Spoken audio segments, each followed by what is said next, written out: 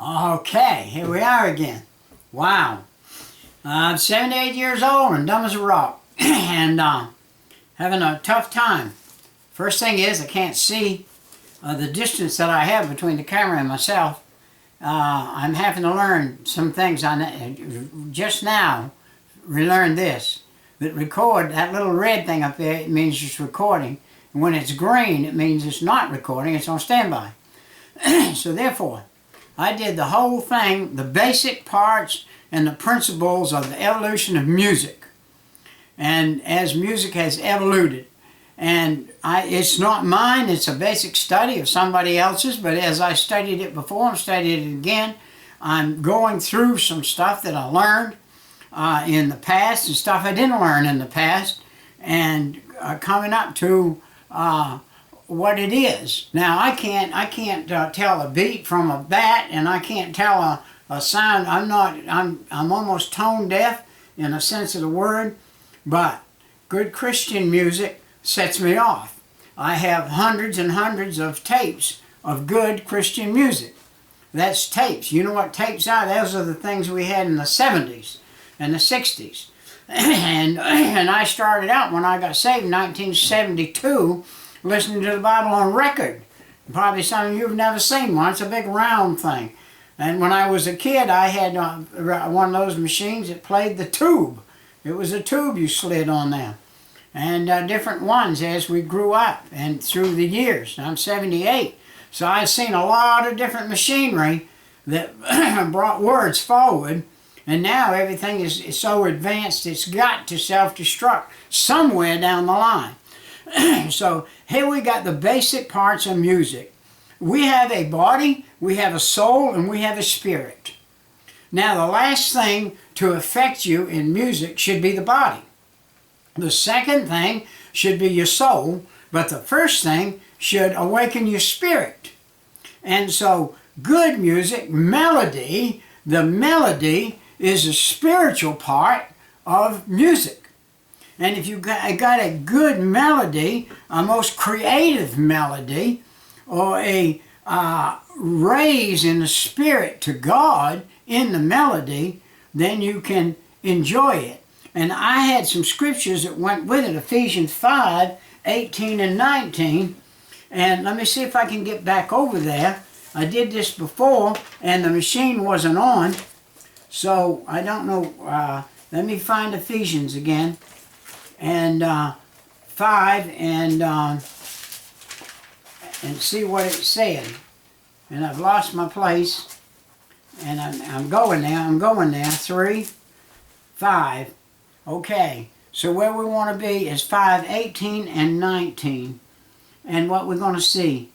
And be not drunk with wine, wherein is excess, but be filled with the Spirit, speaking to yourselves in psalms and hymns and spiritual songs, singing and making melody in your heart to the Lord. Wow! The kind of music a Christian wants is music to the Lord.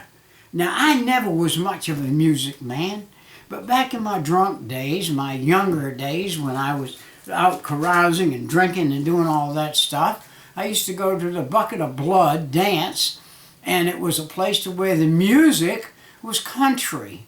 And usually the woman you was with, you weren't supposed to be with.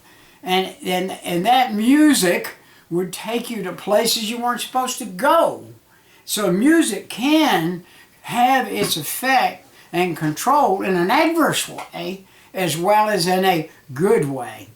Now the melody of a good spiritual song will be most creative, and it will have the rise of the Spirit and of God. And let's look at Psalm 40 and 3.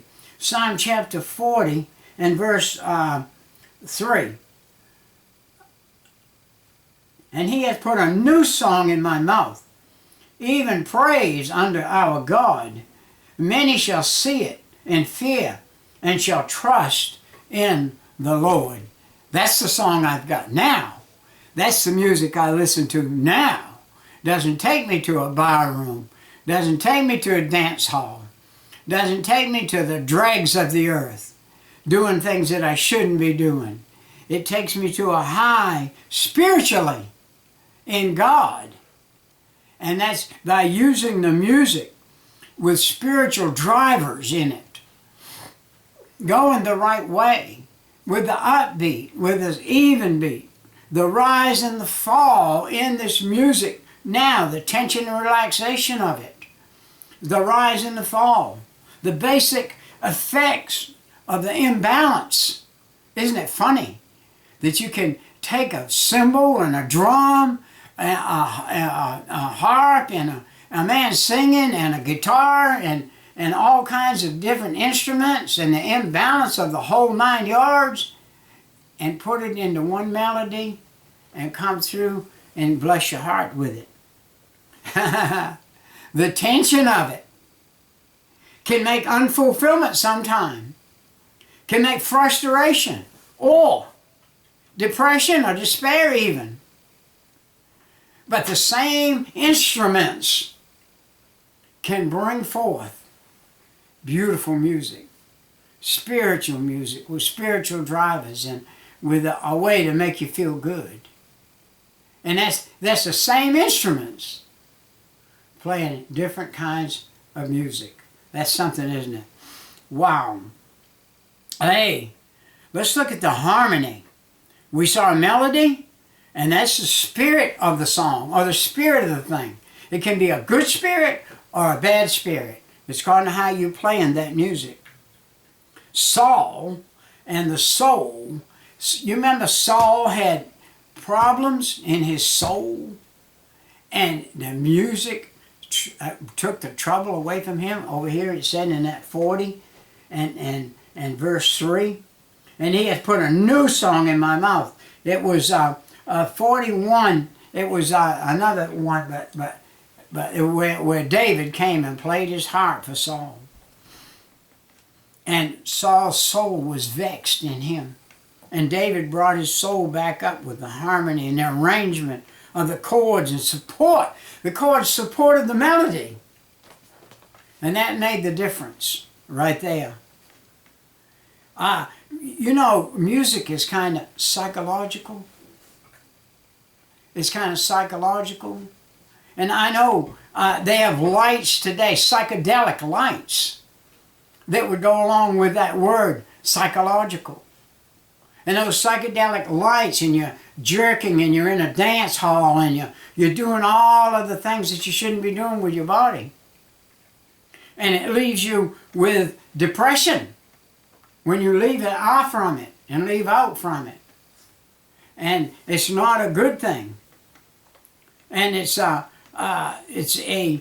disordinance to your conscience. And the word here in musical term is dissonance. And in musical term, consonance. So you have a high and a low, and they're coming together. But they're coming together in the right music, Christian music in a church. They give you melody that you can sing and go home and kick the dashboard out of your car and beat the ceiling and say, man, praise the Lord, ain't that good? Because the music is not confusing. It's not like that psychedelic physiology of psychedelic music. And causes rebellion in people. Wow. If you don't believe that, you go to some of the music places I used to go to and dance and see if there wasn't a good fight before the night was over. And there always is. There's supposed to be good showmanship in music.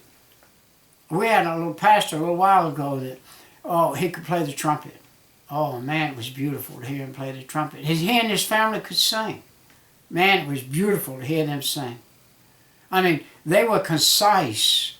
And I'll guarantee you that the body, soul, and spirit was in their music. And the deliverance of it, the disordinance of it, and the concerns of it, the drawing of it,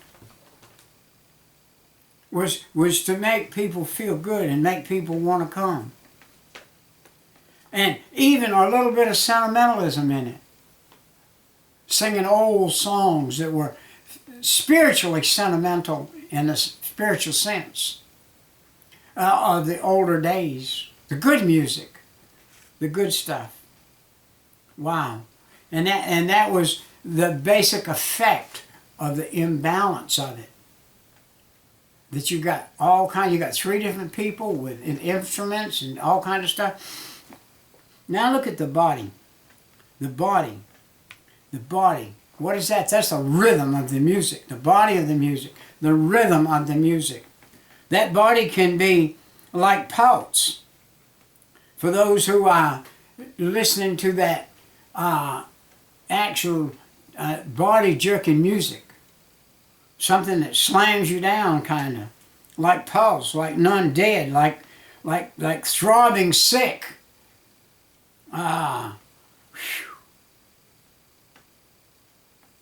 Unhealthy and spiritually detrimental to a person to be in that. When my wife and I, every once in a while, and I told her after a while, I said, let's not go near Panama City again, ever, not ever. Walk down the street in Panama City, nothing but bars. No churches, there's no churches there, there's all bars on that strip. All got that blasting, jerking music playing. And some of it, when you walk by and it's talking about your cheating heart. I'm a Christian. My cheating heart was in the 60s and 70s. And my cheating heart's gone. God took it away from me. Now I have a good heart. I don't need to hear Hank Williams or Gene Jones or whoever it is that sings Your Cheating Heart. I don't need to hear that stuff. I don't need to be standing on a street corner where there's some woman there beckoning you to come to her. I don't need to be in that setting. I'm a Christian. But the body, we're looking at the spirit, the soul, and the body, and we're looking at the spirit, soul, and body of music. But the spirit, soul, and body of music fits the spirit and soul of a man. It fits the spirit and soul and body of a man. If you're in a place where the music's spiritual, you can worship God in the spirit. If you're out there on a street corner, standing outside of a beer joint, with a lushy woman standing over there beckoning you to come, if you're not careful, your mind will go from your spiritual life to the unspiritual life, to the wrong spirit. And it's done with music. It's done with music. And it's done with repetition. And it's done with reverberation. Those are the parts of music. The tension and relaxation, repetition, and reverberation. Twang, twang, twang, man. Hey, I can't believe it. But that's what I was in when I was younger. Because I had a few beers in me too. And they knew that. And they wanted to sell you a few more. And before the night was over, you'd get kicked out of the place. Sensuality. That's what that's called, sensuality. You got it. But it can kill you. It can take you to destruction. 1 Samuel 16:23. Let's see if we can find 1 Samuel again. 16 and 23 in 1 Samuel. I don't know what I did with it. In 1 Samuel 16 and 23. He talks about the destruction of music in 16 and 23. And I'm not going to take the time. My brain is laminated, and I'm not able to. I had it marked, but I lost it. So anyway, it talks about the music being obstructional or spiritual, one or the other. When David came and played his harp, it was spiritual. And that's what the good Christian thing is spiritual music. And so that's what we need in our life. Spiritual music if we're spiritual. If you're not, you can go ahead and play that reggae and all that other stuff. But if you're spiritual, you need to follow what is spiritual. And I'm going to call this a wrap. And I can't seem to keep keep anything working right. I had my clock working here, and the cat stepped on it, and now it's not working, and all kinds of good stuff. But anyway, those are the 3 basic parts of music that I know of: the spirit, the soul, and the body. The parts of the music is the rhythm, the melody, and then the basic drivers in the music, and the rhythm, and the highs and the lows, and the effects of imbalance can be good and can be bad. It's according to what kind of music is being played. We will see you next time. Bye-bye.